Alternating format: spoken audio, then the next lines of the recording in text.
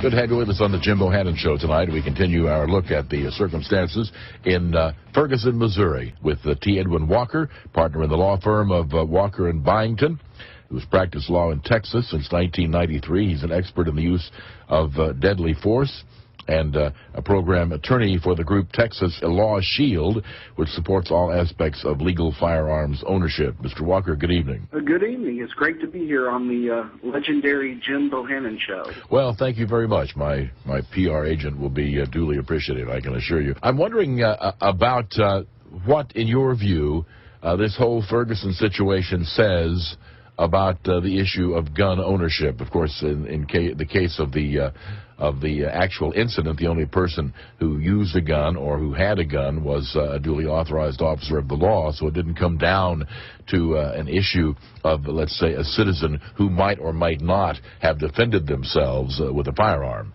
Are there any lessons to be learned here? Missouri does have some very good gun laws in that they do respect the right to bear arms. They do respect the Second Amendment in many ways. And one of the things I was struck by, and this was early on in the protest, was that citizens were taking up arms to protect their property from the looters. And, of course, that is, in times like these, whenever initially the police did not act, they kind of let the looters have the run of the town. The only thing that ultimately shows that ultimately people can only rely on themselves for their own self-defense and their own defense of property. Although rarely do you see such an abdication of local responsibility as that, but it did happen. I would have to think that if my business was victimized, not when the police were at least trying to do their job, but on the night in which they did not, they stepped aside, my attorneys would be very busy suing St. Louis County, Missouri for every penny they had. Well, that's a great thought. However, some of your listeners may be surprised to find out that the U.S. Supreme Court has actually said that there is no lawful duty, there's no duty that the police have to actually protect citizens. It came out of a case where I believe a woman was killed by her estranged husband. She went to the police. She had a protective order. They knew she was at risk. She wound up getting killed, and her family sought to hold the police civilly liable. And the Supreme Court ultimately said that the police department, at the end, their job is to investigate crime. Their job is to maintain order, but they have no duty to any particularized citizen or group of people to protect them or their property from harm. Well, I have seen a few occasions, certainly, in which the members of the Supreme Court had their heads up the wrong end of that black robe, but this would have to be among the absolute most egregious examples I've ever heard. But be that as it may, looking at the circumstances in the area, police, again, on that one night, did not enforce the law. But as you note, people who defended their property, I'm not even sure, did anybody even have to use their weapons? No, they didn't. Just the show of force or the awareness that the owner was armed seemed to be sufficient? Correct. And that is one of the great that's one of the great triumphs of firearms rights, is that of course the people who are anti-gun, they will always point to people getting killed, the danger they present, but having a firearm is a huge deterrent. That's why concealed carry laws are so popular, because if it puts into the mind of a potential lawbreaker that, hey, this target may not be so easy. I may want to just go down the street and find an easier target. Now, of course, what our ultimate goal in society should be is that there should be no easy targets. However, there's a lot of people in the anti-gun crowd that want to make us all easy targets. We will come back and talk a bit more about that tonight, because it's interesting to try and fully understand the motivations of the anti-gun crowd, as you put it.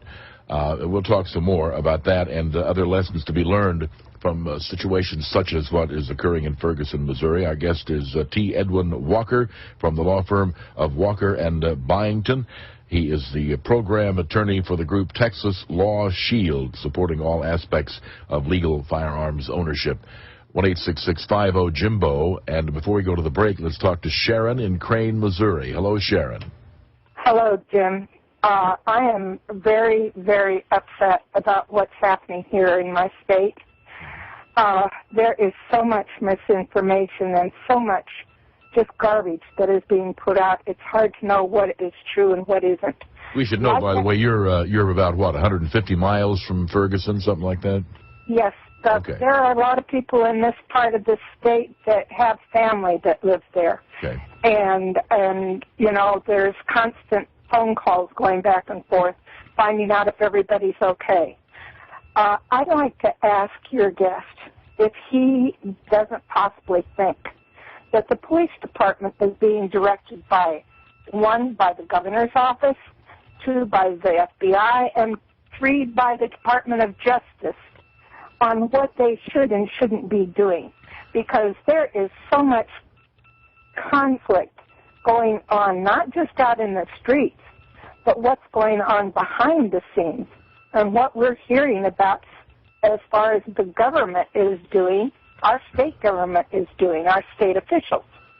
Well, as far as we know, the state's running the show pretty much through the Missouri State Police and then the National Guard. So I don't think there's any question about that. I'm not aware of any direct federal involvement other than this sending of Attorney General Holder to St. Louis, and the locals have been pretty much pressed out of the issue. So, Mr. Walker, it seems like it's pretty much a state show at this time, does it not? Yeah, I've not really heard of any federal involvement whatsoever.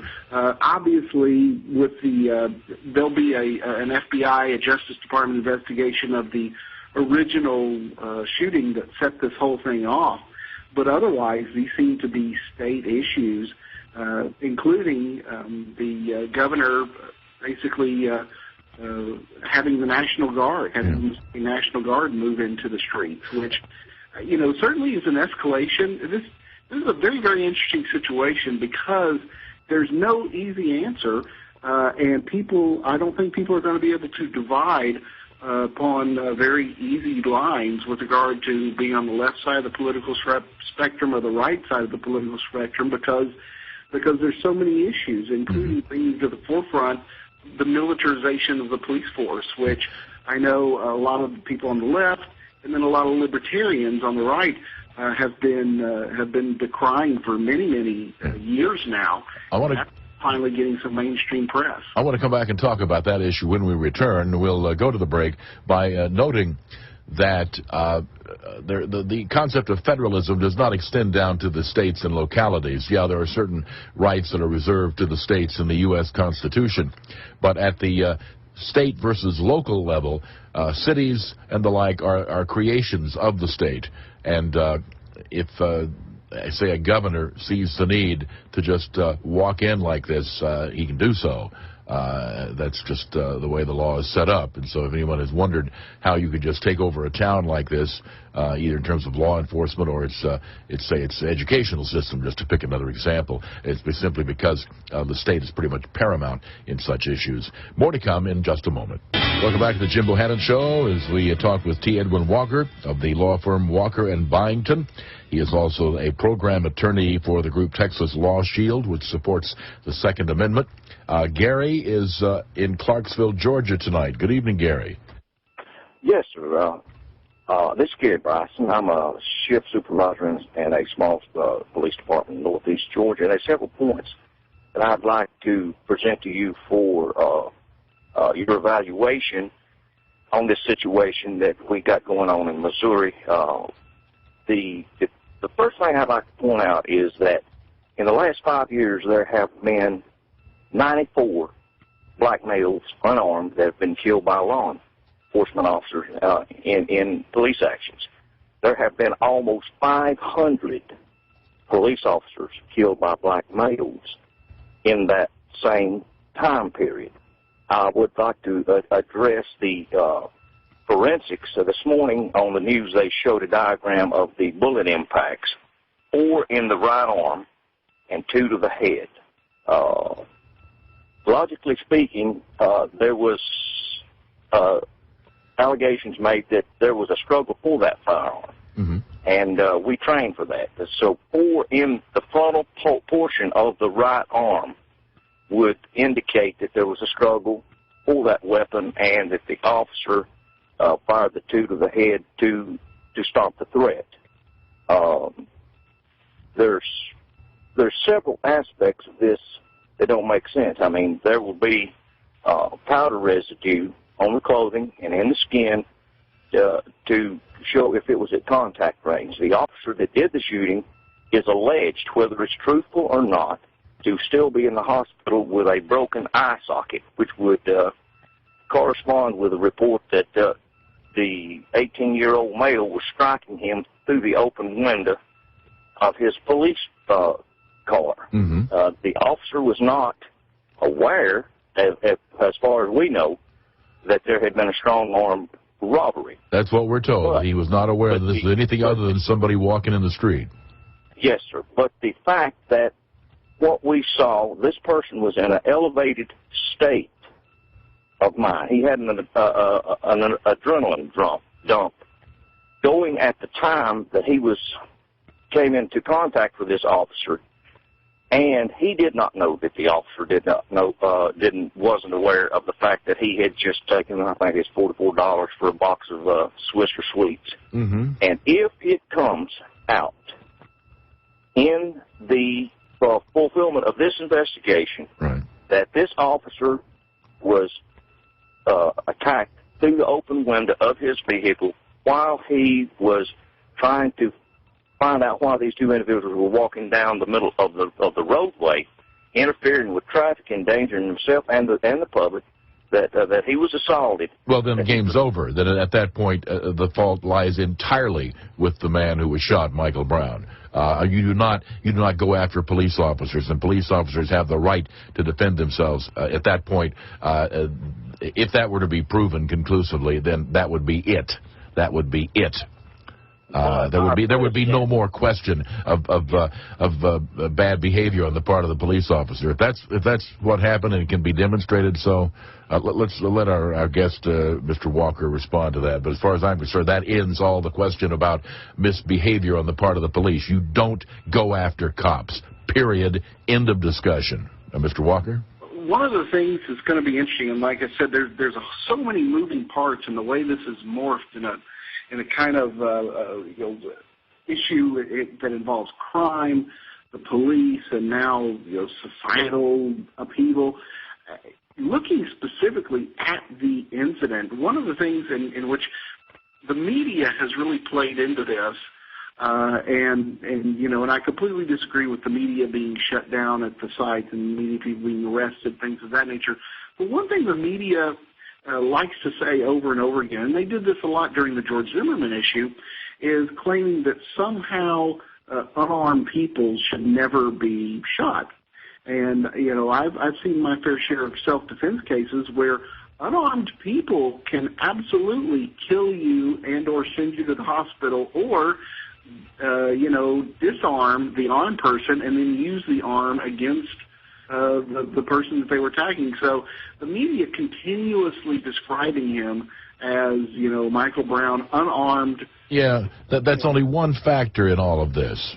Correct, and they really, really play that out. The fact that he was unarmed, I think that should not be the be-all and end-all. No, it absolutely should not be the be-all and end-all. You can ask the store clerk if you don't agree whether or not he was, quote, armed or not. We'll be back in just a moment. Welcome back to the Jim Bohannon Show. By the way, we have checked as regards to the comments made by the earlier gentleman, the police officer from Georgia. We've not been able to verify anywhere his statement that the police officer in this case suffered a broken eye socket and is hospitalized. So, again, we can't independently verify that. Unconfirmed police reports say the two protesters have been arrested in Ferguson tonight for failure to disperse and threatening police. And the Ferguson School District has delayed the start of classes for another week because of the protests there. This is Helene in Inglewood, Florida. Hello, Helene. Gentlemen, a question for Attorney Walker. Ask the question. Ask the attorney, right? Uh-huh. What if I were the store owner where Michael Brown stole the cigars? And what if I shot him 6 times in the store or out on the street after he left the store? Would that be legal? to defend his stealing my store? Well, I would have to think, Mr. Walker, that whether he was inside or outside the store might make a lot of difference there. Well, it's very interesting that she brings that up, because I was actually thinking the same thing. Would we have this equal amount of unrest if the store owner, because you mentioned that going into the break, if he would have used deadly force against Michael Brown? Now, keep in mind that at the minute, the words stole and theft and robbery all have different meanings. And in this case, the minute that the store owner attempted to stop him and say, hey, you're stealing this, he moved from being a shoplifter into being a robber. Mm-hmm. And he used force and the threat of force to deprive the store owner of property. So at that point, he took what was a misdemeanor theft and turned it into a potential felony. We'll pause on that note and stay on the line. We'll speak off air. Edwin Walker, again, with Texas Law Shield, supporting the rights under the Second Amendment. We've got more, of course, to come. I'm Jim Bohannon on Westwood One.